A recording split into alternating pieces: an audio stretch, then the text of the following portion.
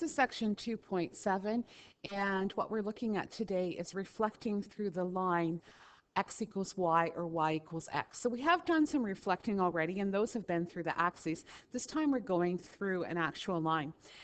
And I'm just going to go back and show you a little diagram here. So we call when we reflect through the line y equals x, we actually call it an inverse. So you can see there's a few animations here, and also we have function notation using the Venn diagram to get to that, and we'll talk about that in a few moments, what that actually means.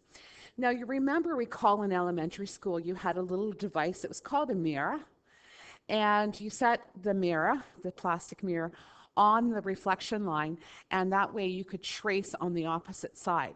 Okay, so you reflected that way. Now, what we're going to be looking at, however, is not copying using a mirror line. So first of all, the inverse of a function occurs when you reflect all the points through the line y equals x. If f at x is a function, then we write its inverse as f to the power of negative 1x. So when that's pronounced, the inverse of x. So let's take a look at, first of all, some points. Okay, so I believe that they're all plotted correctly. Let's take a look. The first one is point A, and it's the point negative 1, 2. And so when we're reflecting, we're actually taking this, and if we could fold it in half, we would see that on the opposite side, I would end up having my point. Okay, and that's exactly what's happening when you actually take a mirror. And so when I do this, and I make it at 90-degree angle, I end up with the inverse of A being located here. Now, what is the coordinate of the inverse of A? Well, you can see that the x value is 2 and the y value is negative 1. Now let's try it with the point C, or sorry, B. We might as well do B. So it is 1, negative 1. And the same thing, if I reflect it through my line at a 90-degree angle, the same distance in both cases, this would be the inverse of B. Now the coordinate of the inverse of B appears to be negative 1, 1. Okay, and maybe you've noticed something already, I'm not sure. And finally, let's take our last point, which is C, and C is located at 0, negative 3. So again, when I actually create a 90-degree angle with it to create its inverse, what we end up with, let's just find out. I'll do it in purple so it's the same. So when I create it, you can see what I'm going to end up with is a point over here is my point, the inverse of C, which has the coordinate of negative 3, 0. So you maybe have noticed already how it works with your x's and y's. So if I take a look at graphically, the inverse switches the x's and y coordinates. Okay, so if I look at point A, which had the coordinate 3, 1, its inverse had the coordinate 1, 3. Okay, if I look at the inverse of negative 2, 0, its inverse would be 0, negative 2. And you can see that's the case in each time that we did for these points. So if I look at this here, you can see I have 0, negative 3, I have negative 3, 0. So it literally is switching the x and y coordinates. Okay, so that's what an inverse does. Now, the problem is with inverses is reflecting infinite number of points through that line is pretty inefficient. Okay, so it means that we can develop the inverse of a function using its equation. So in other words, doing it algebraically. Okay, so what we have here is we have a working example, and it asks us to find the inverse of x minus 2. So actually, if I go to a website, and I have one here, oh, problem with that, just hold on a second. All right, so here's this website. It's actually kind of a cool one. And what I'm going to do is I'm going to take, in a second after I get rid of that marker, and here we go. I want my pointer. And if I actually go to this spot and it decides that it doesn't want to do that for me, just hold on a minute. Sorry about that. I actually was in Google Chrome instead. So the inverse of a function. So if I actually take this here, and I'm going to get rid of that because I actually didn't want that. And you can see that I have a line. Now in our example, we had x minus 2. So I actually can change my function so it's x minus 2. And that's what I'm going to do. Oops, changed the wrong one.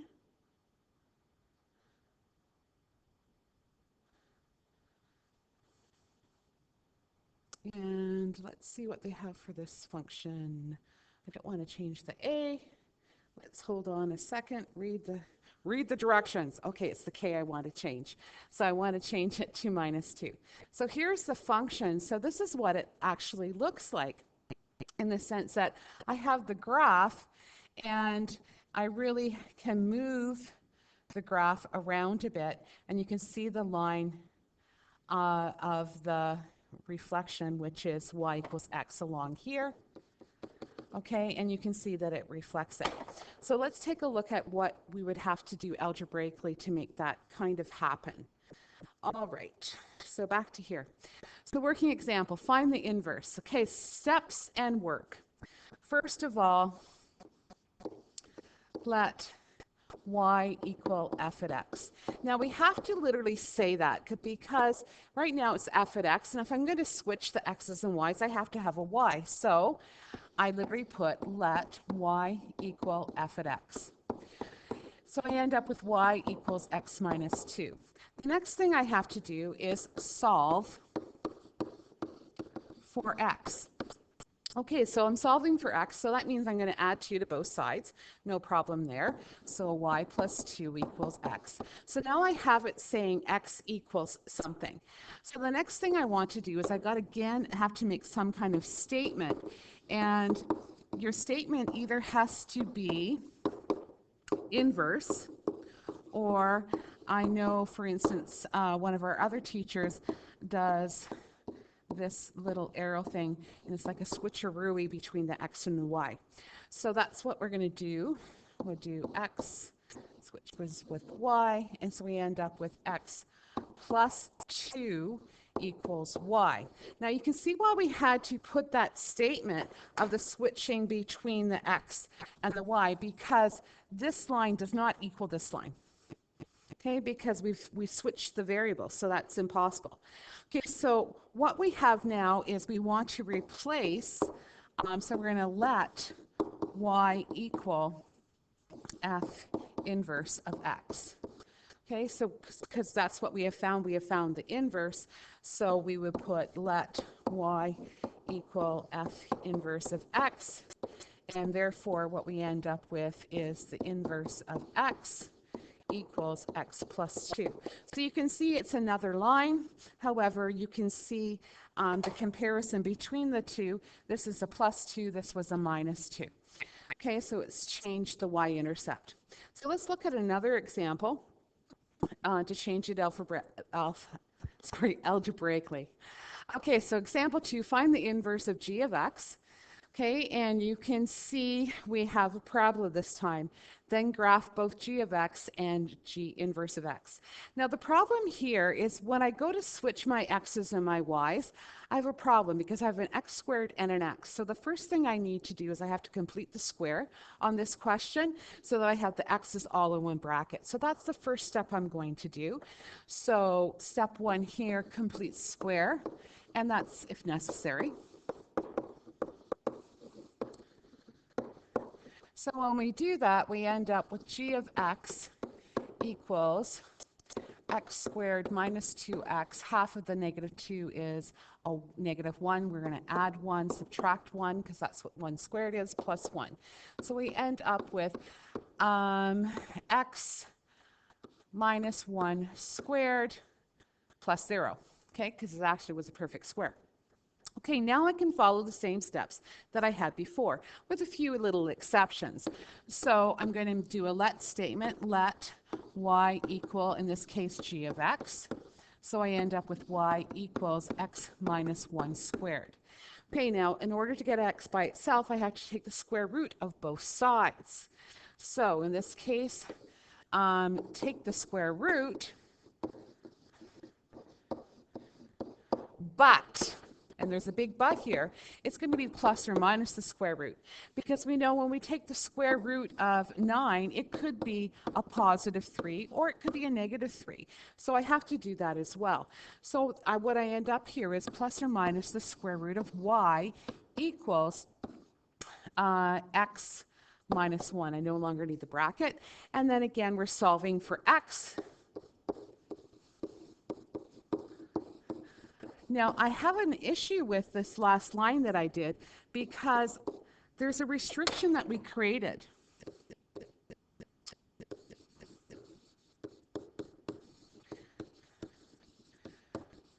The restriction that we've created this time has to do with underneath the square root, because you can see now I have y underneath there, and y cannot be a negative number. Okay, so it has to be, y has to be greater than or equal to 0. So I have to put restrictions anytime I'm doing something. Okay, so that's what we have thus far. Okay, and finally I need to solve for x, so I'm going to keep working on that. I'm just going to move my graph down here a little bit. So I end up having plus or minus square root of y plus 1 equals x. Okay, and now I can do my switcheroo. Okay, and when I do that, I end up with plus or minus the square root of x plus 1 equals y. And now, again, because now I've taken the square root of x, it creates the same restriction up here, but it has to deal with x and not the y from up above. Okay, almost done. And we were working with g this time, g inverse of x equal y. So we end up with therefore, g inverse of x equals plus or minus the square root of x plus 1. Okay, and we're going to talk a little bit more about that one because this question asks for a few different things. It asks us to graph both g of x and the inverse of g of x. Okay, so let's take a look at it. The first one is a parabola. We know that.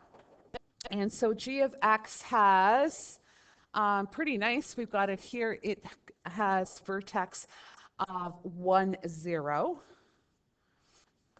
It goes over 1, up 1, over 2, up 4.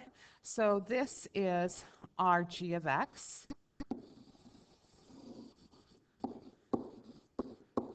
And now our inverse of x. Let's take a look at it. Okay, well, it's the parabola on its side, but it's a plus or minus. There's a few different things going on there. So when I'm asked to graph the inverse, sometimes it's almost easier just to actually take the points that we have here on our original function and switch the x's and y's. And we can do that if we so wish. So for instance, if we take a look at this point was 1, 0. So if I switch, it would be 0, 1. And this point is 2, 1. So its inverse would be 1, 2. Okay, so 2, 1. So 1, 2. And then if we look at this point here, that point was 3, 4. So it would be 4, 3. 4, 3. That other one should have been down 1. Kind of thought that was out of place. Okay, and then I could actually do the reflection of that as well, because that's what happens here. And so actually there it is, my inverse of g. Okay, now something else that we should talk about in a second, because we're going to start another video in 1 moment.